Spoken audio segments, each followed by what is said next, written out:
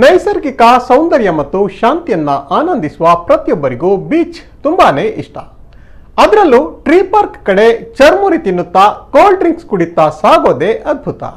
ಆದ್ರೆ ಮಂಗಳೂರಿನಲ್ಲಿರುವ ಈ ಜನಪ್ರಿಯ ಪಾರ್ಕ್ ಮಾತ್ರ ಊಟಕ್ಕಿಲ್ಲದ ಉಪ್ಪಿನಕಾಯಿ ಅಂತಾಗಿದೆ. ಯಾವುದು ಆ ಪಾರ್ಕ್? ಪ್ರವಾಸಿಗರು ಏನಂತಾರೆ ಬನ್ನಿ ನೋಡೋಣ.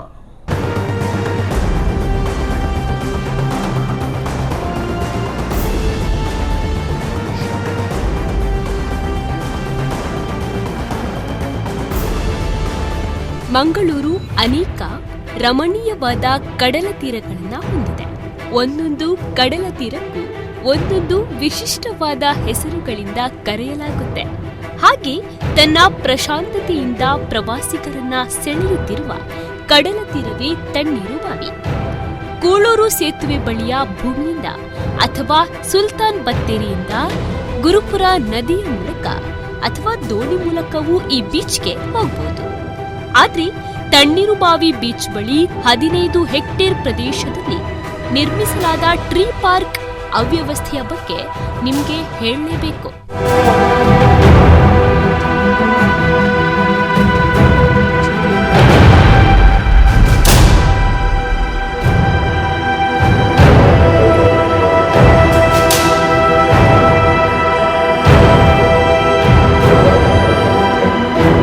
ನಿಜವಾಗ್ಲೂ ಬಿಡುವಿನ ವೇಳೆಯನ್ನ ನಿಮ್ಮ ಕುಟುಂಬದೊಂದಿಗೆ ಇಲ್ಲಿ ಕಳೆಯುವುದಕ್ಕೆ, ಜೊತೆಗೆ ಪ್ರಕೃತಿಯ ಬಗ್ಗೆ ಹೆಚ್ಚಾಗಿ ತಿಳಿಯುವುದಕ್ಕೆ ಈ ಜಾಗ ಹೇಳಿ ಮಾಡಿಸಿರೋದು.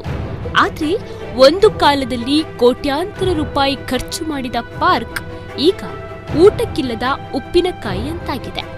ಬೆಳಿಗ್ಗೆ 10 ಗಂಟೆಗೆ ಆರಂಭ ಆಗೋ ಈ ಪಾರ್ಕ್ ನಿಯಮದಿಂದಾಗಿ ದೂರದೂರಿನಿಂದ ಬೆಳಿಗ್ಗೆಯೇ ಪಾರ್ಕ್ ಕಡೆ ಬರುವವರು ಹೊರಗಡೆ ನಿಲ್ಲೋ ಸ್ಥಿತಿ ಇದೆ. ಕಣ್ಣ ಮುಂದೆ ಬರೀ ಸಮಸ್ಯೆಗಳೇ ಗೋಚರಿಸುತ್ತೆ. ಏನ್ ಸಮಸ್ಯೆ ಅನ್ನೋದನ್ನ ಪ್ರವಾಸಿಯೊಬ್ರು ಹೇಳ್ತಾರೆ ಕೇಳಿ. ಬೀಚ್ ಬಗ್ಗೆ ಹೇಳಬೇಕಾದ್ರೆ ನೇಚರ್ ತುಂಬ ಚೆನ್ನಾಗಿದೆ. ಆದರೆ ಇಲ್ಲಿ ಬರುವ ಪ್ರವಾಸಿಗರಿಗೆ ಬೇಕಾದ ರೀತಿ ಇಲ್ಲಿ ಮೂಲಭೂತ ಸೌಕರ್ಯಗಳು ಯಾವುದೇ ರೀತಿ ಚೆನ್ನಾಗಿಲ್ಲ ಅಂತ ನನ್ನ ಅಭಿಪ್ರಾಯ.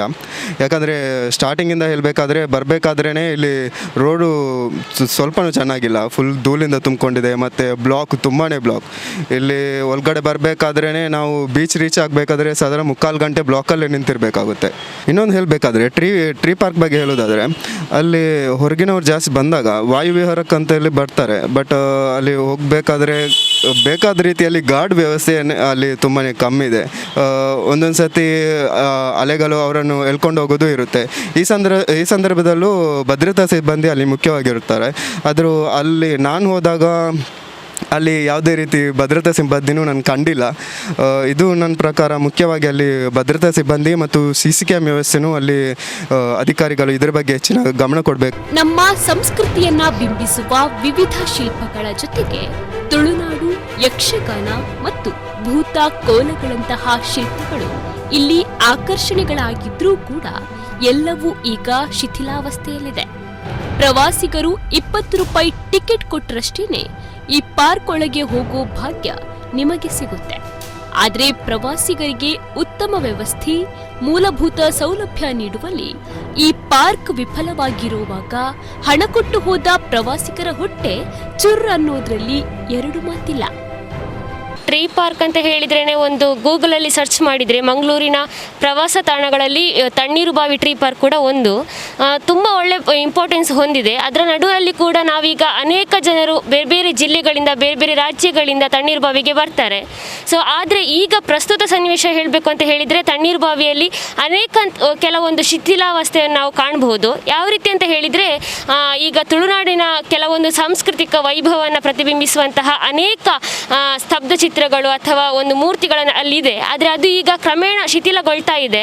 ಅದನ್ನು ಡೆವಲಪ್ಮೆಂಟ್ ಮಾಡುವಂತಹ ಒಂದು ಕಾರ್ಯವನ್ನು ನಮ್ಮ ರಾಜಕೀಯ ವ್ಯವಸ್ಥೆ ಅಥವಾ ಒಂದು ಏನು ಪ್ರವಾಸೋದ್ಯಮ ಇಲಾಖೆ ಇದೆಯೋ ಅದನ್ನು ನೆರವೇರಿಸಬೇಕು ಅನ್ನೋದೊಂದು ನಮ್ಮ ವಿನಂತಿ. ನಮ್ಮ ಪ್ರವಾಸೋದ್ಯಮ ಇಲಾಖೆ ಆಗಿರ್ಬೋದು, ಅದಕ್ಕೆ ಸಂಬಂಧಪಟ್ಟಂತಹ ಸಂಸ್ಥೆಗಳು ಕೆಲಸ ಮಾಡಬೇಕು ಅನ್ನೋದು ನಮ್ಮ ಒಂದು ರಿಕ್ವೆಸ್ಟ್ ಸರ್. ಏನೇ ಹೇಳೋದಕ್ಕೆ ಸಣ್ಣ ಮಕ್ಕಳ ಉದ್ಯಾನವನ, ಕ್ಯಾಂಟೀನ್ ಮತ್ತು ವಾಲಿಬಾಲ್ ಆಟದ ಪ್ರದೇಶ ಎಲ್ಲವೂ ಕೂಡ ಇದೆ. ಆದ್ರೆ ಸಮರ್ಪಕ ವ್ಯವಸ್ಥೆ ಇಲ್ಲದೆ ಪಾರ್ಕ್ ಪಾಳು ಬಿದ್ದ ಸ್ಥಿತಿಯಲ್ಲಿದೆ. ಪ್ರವಾಸೋದ್ಯಮವನ್ನ ಉತ್ತೇಜಿಸುತ್ತೇವೆ ಎಂಬ ಅಧಿಕಾರಿಗಳ ಪುಂಕಾನುಪುಂಕ ಭಾಷಣ ಬರೀ ಧ್ವನಿವರ್ಧಕಕ್ಕಷ್ಟೇ ಸೀಮಿತವಾಗಿದೆ. ಇನ್ನಾದ್ರೂ ಅಧಿಕಾರಿಗಳು, ಸಂಬಂಧಪಟ್ಟ ಇಲಾಖೆ ಈ ಬಗ್ಗೆ ಹೆಚ್ಚಿನ ಗಮನ ಹರಿಸೋದು ಅವಶ್ಯಕವಾಗಿದೆ. ಕ್ಯಾಮರಾ ಪರ್ಸನ್ ಗಣೇಶ್ ಪೂಜಾರಿ ಜೊತೆ ರಕ್ಷಿತಾ ಆಳ್ವಾ, ನಮ್ಮ ಕುಳ್ಳ ನ್ಯೂಸ್, ಮಂಗಳೂರು.